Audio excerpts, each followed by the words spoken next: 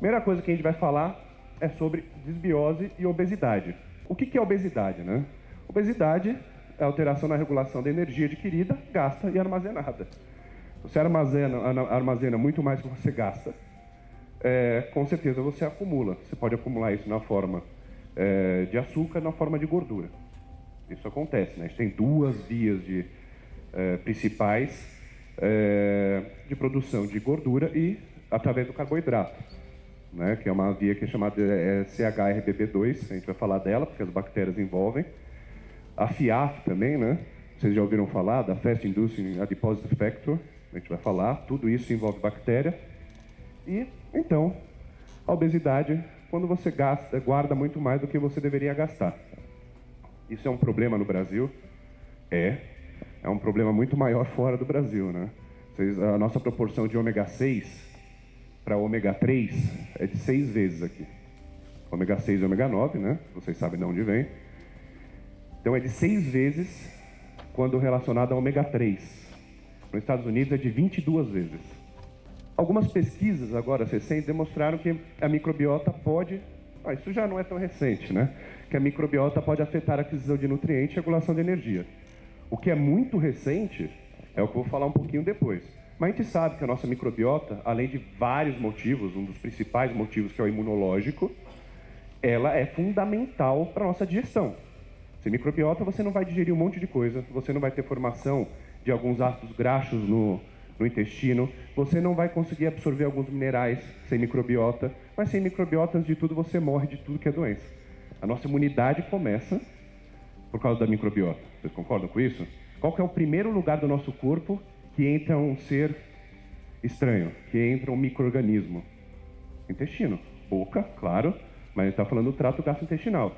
Então, o primeiro contato que o nosso sistema imunológico tem com um agente externo é no intestino.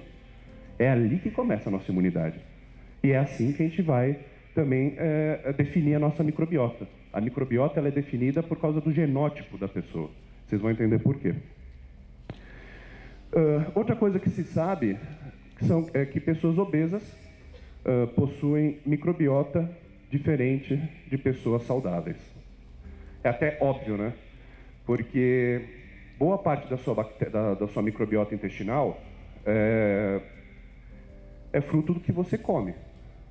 Se você comer muita proteína, você vai ter bactérias proteolíticas. Se você comer muito carboidrato, você vai ter bactérias redutoras, bactérias que utilizam o carboidrato para se multiplicar. Então você tendencia a sua microbiota com o que você come, né? É claro que isso também é definido depois de muito tempo de exposição a essas bactérias. Mas a melhor forma de você equilibrar o seu intestino, a melhor forma de você ter mais bactérias saudáveis do que patogênicas, porque mesmo as patogênicas são saudáveis de vez em quando, é através da alimentação, né? Suplementação, você só tem que tomar quando você precisa. Você não precisa tomar probiótico todo dia, não sei, em alguns casos, depois de alguma determinada idade, ou depois que ou se você selecionou uma microbiota patogênica, isso pode acontecer. Eu vou falar mais pra frente por quê. Mas não se deve ficar tomando probiótico. Tem algumas regras para probiótico. Eu não sei se vocês sabem, os probióticos nunca ficam no intestino. Vocês sabiam disso? Você toma o probiótico, ele vai fazer o efeito dele lá, depois vai embora. Ele não coloniza eternamente. Faz sentido também. Se você tem um acidófilos, um lactobacillus acidófilos que é seu, aí você compra na farmácia um lactobacillus acidófilos que é probiótico. Aí você toma. Ele vai tomar lugar do seu próprio lactobacillus acidófilos. Você vai precisar de probiótico pro resto da vida. Então, por lei, nenhuma bactéria probiótica deve permanecer no intestino depois que você para de tomar. Probiótico não é só bactéria, vocês sabiam disso? Levedo também é probiótico. Inclusive um dos melhores probióticos que existe, Saccharomyces boulardii, né? Probiótico, para fazer efeito, você tem que esperar de 10 a 15 dias. Pessoas obesas possuem microbiota diferente comparadas aos indivíduos saudáveis. Obesidade é doença, né? Por isso que eu coloco pacientes saudáveis, porque o obeso não é saudável. Obesidade é doença, deve ser tratado como tal. Normalmente não é só uma doença que envolve só alimentação. ela é muito mais psicológica do que nutricional. E hoje cirurgia estética virou, já falei, né? Vocês entenderam? Cirurgia bariátrica virou cirurgia estética. Né? Vocês sabiam que quem faz cirurgia bariátrica morre antes de quem não faz, né? Morre. Você está diminuindo seu estômago. Você está diminuindo a sua absorção de nutrientes. Isso não tem segredo. Cirurgia bariátrica é indicada para paciente que, se não fizer, vai morrer antes. Certo? Paciente obeso especial. Um obeso especial. Vocês sabem o que é obeso especial? Acima de 200 quilos. Esse obeso especial, além de ter um problema intestinal absurdo, não só envolvendo a microbiota, já é cíclico, processo de saponificação, aromatização e tudo que é possível que está acontecendo de errado no intestino dele, ele também desenvolve bactérias proteolíticas que, como resultado, fazem amônia, que é cancerígeno. Em tudo que é mucosa, tem microbiota. Né? A microbiota não está só no sistema gastrointestinal. Nas microbiotas mais importantes que as mulheres têm é do trato vaginal. Né? A gente vai falar de nascimento pré-termo. Vocês vão ver que boa parte do nascimento pré-termo acontece por infecção vaginal. E sobe. Né? Na verdade, a gente tem mais célula bacteriana no nosso corpo do que nossas próprias células. Vocês sabiam disso? Para cada célula do nosso corpo, a gente tem 100 bactérias. E elas formam um tecido que a ciência está querendo chamar de tecido vivo. Né? Porque a gente tem tecido cartilaginoso, ósseo, conjuntivo, nervoso, muscular e sanguíneo. Acho que eu falei todos. Ou esqueci algum. Não.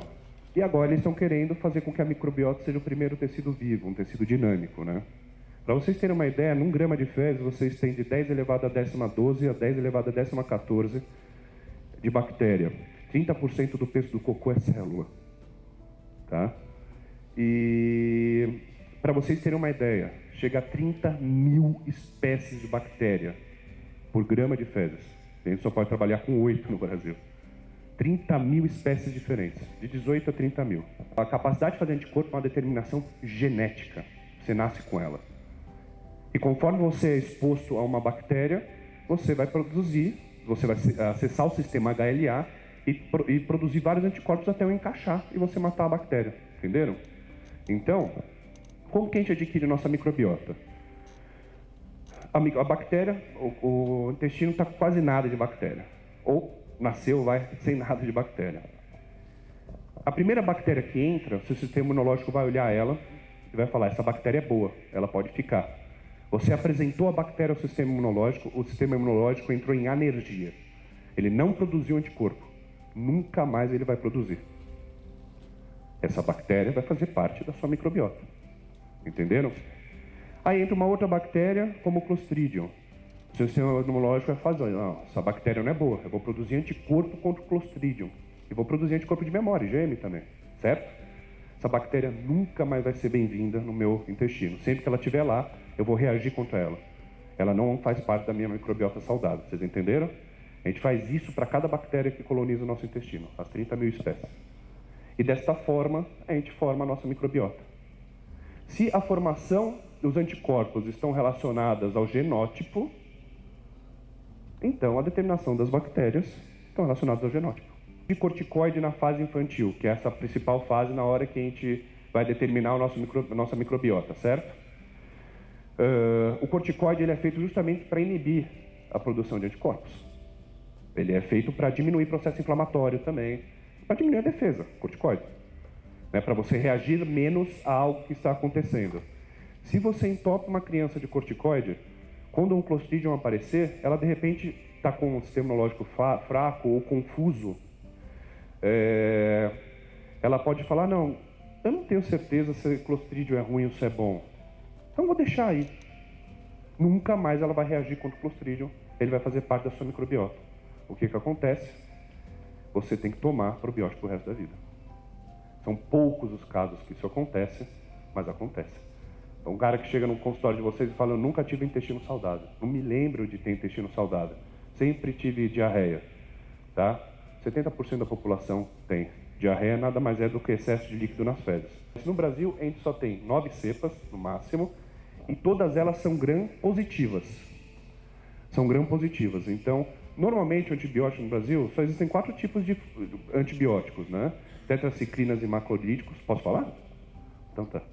Tetraciclines e macrolides, impede a bactéria de produzir proteína, ela morre. Quilonona, ou quilonas, impede a bactéria de... inibe a DNA girase, impede a bactéria se multiplicar, porque ela não consegue condensar o DNA. Sulfas, competem com ácido fólico e faz a bactéria morrer de fome. Tá? E o mais utilizado, beta-lactâmico. Beta-lactâmico impede a bactéria de produzir a parede bacteriana. Formalmente mata bactéria gram-positiva, que tem a parede gigante. Aí você vai ter que repor com o quê? Com gram-positivo, vocês concordam? Vocês entraram com gram-negativa, vocês estão gerando uma desbiose. Probiótico só é considerado probiótico se causa benefício ao hospedeiro. Não é porque um lactobacillus é vendido como probiótico, mas se você tiver uma desbiose por lactobacillus e tomar lactobacillus, ele não vai ser probiótico. Com esse programa, nós concluímos a série aqui no Mais Saúde do 4º Gluten Free, 2º Zero Lactose e 1º Expo Alimentos Funcionais. Espero que vocês tenham gostado, porque realmente eu fiz com muito carinho esse programa, trazendo para vocês o melhor que há dentro desse campo de nutrição, desse campo de informação, de biologia, para que vocês pudessem estar cada vez mais atualizados aqui no Mais Saúde.